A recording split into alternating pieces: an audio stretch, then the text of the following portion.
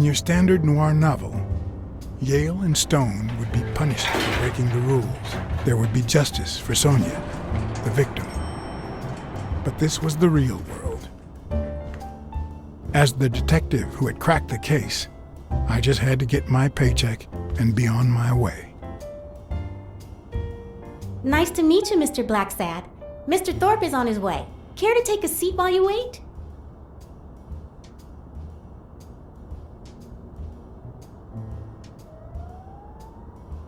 I guess I'll just have to wait. He'll be here in a minute. Please take a seat.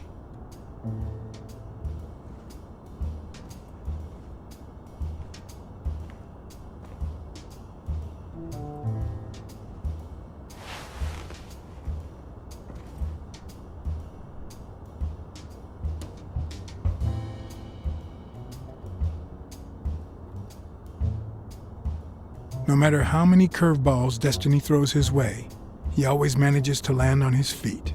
When he was a rising sports talent, the war put an end to his career, so he became a war hero. After the war, he didn't end up like Gil or like me.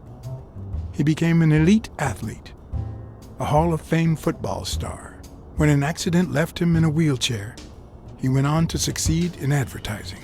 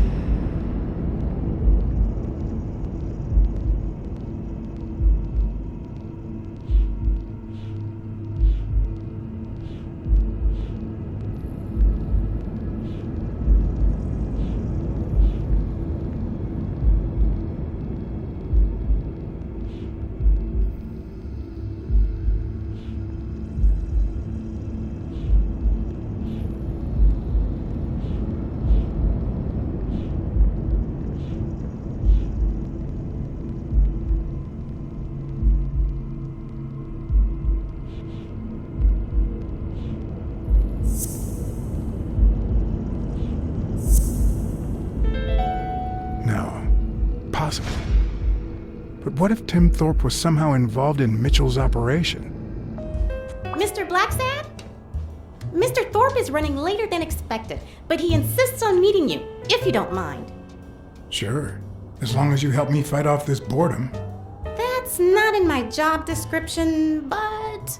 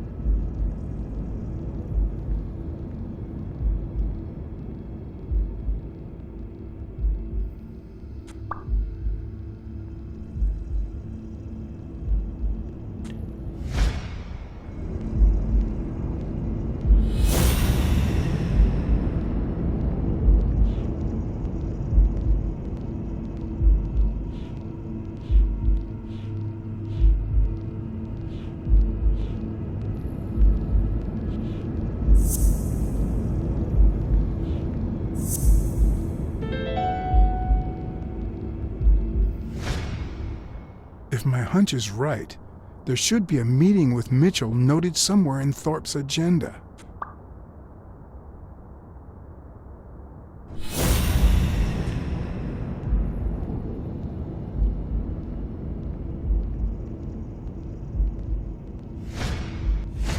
If I had her markings on my skin, would I be the same person? Would my name be different?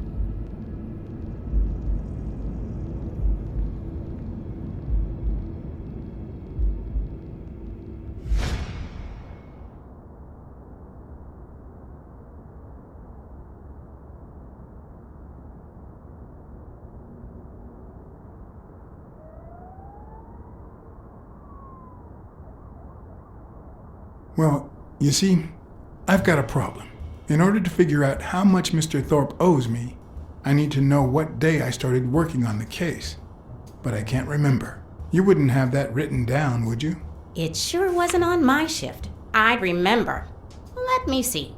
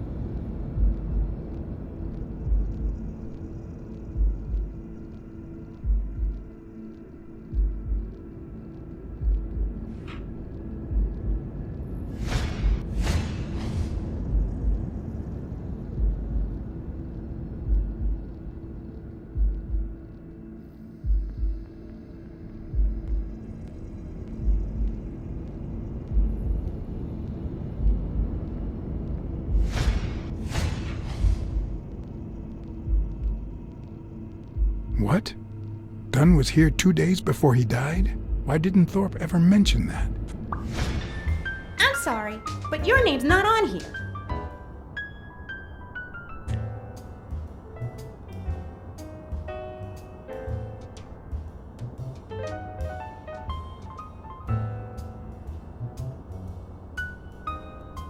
Wait, I just remembered something. The day I came, Joe Dunn had just walked out the door. Well, no. You don't have any appointments. Although, I guess I could have forgotten to write you in. Mr. Dunn, who's usually very kind, left in a flurry. He even slammed Mr. Thorpe's door. Okay. Now I know I have to get into Thorpe's office. And he didn't even say goodbye. Yes, that was the day. You don't recall me because the minute I saw Dunn stomp out, I followed him. I never actually came in. Of course. That explains it. No doubt. So, since it looks like Mr. Thorpe won't be here soon, I think I'll go take a walk down the hall. Gotta stay in shape.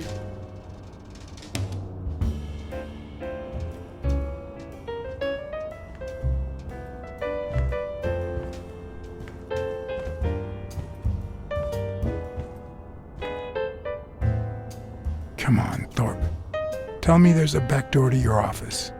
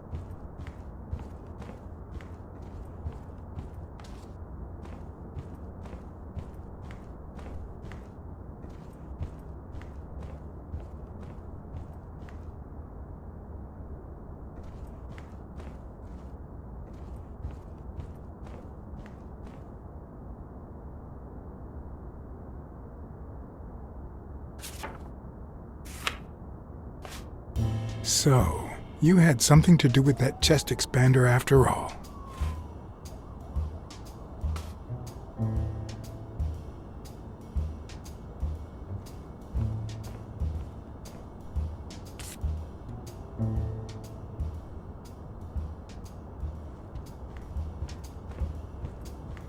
If Weekly were here, I'd have to tie his hands behind his back.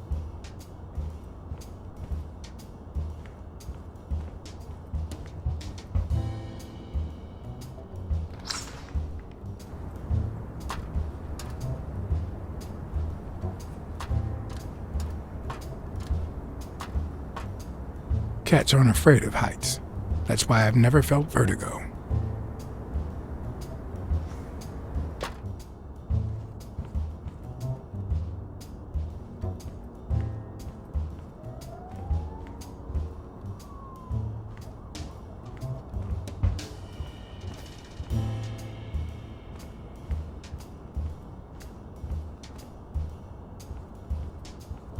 In my experience, when something looks really good, it ends up smelling really bad.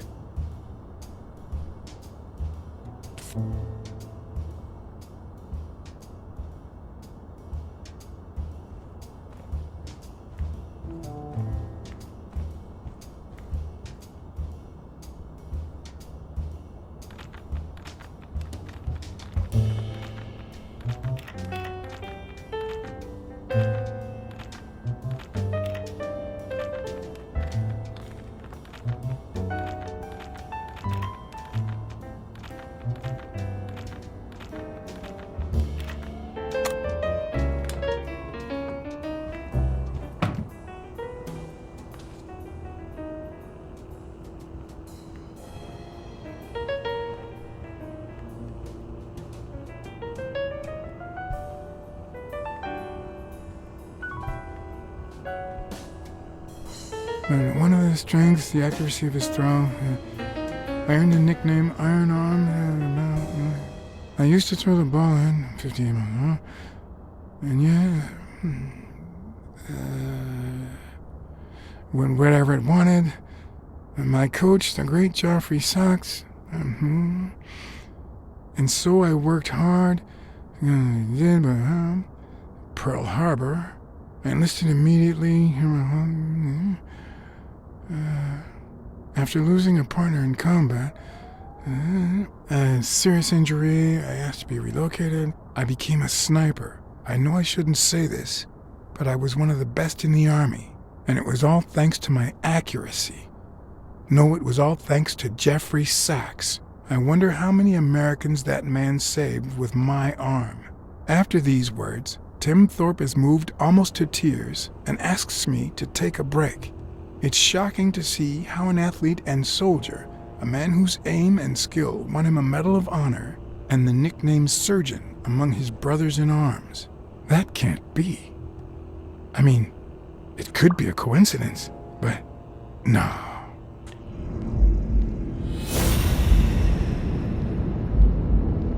Why am I surprised? In every investigation, there comes a point where every single lead seems to go down the drain. And you have to retrace your steps to get back on the right track.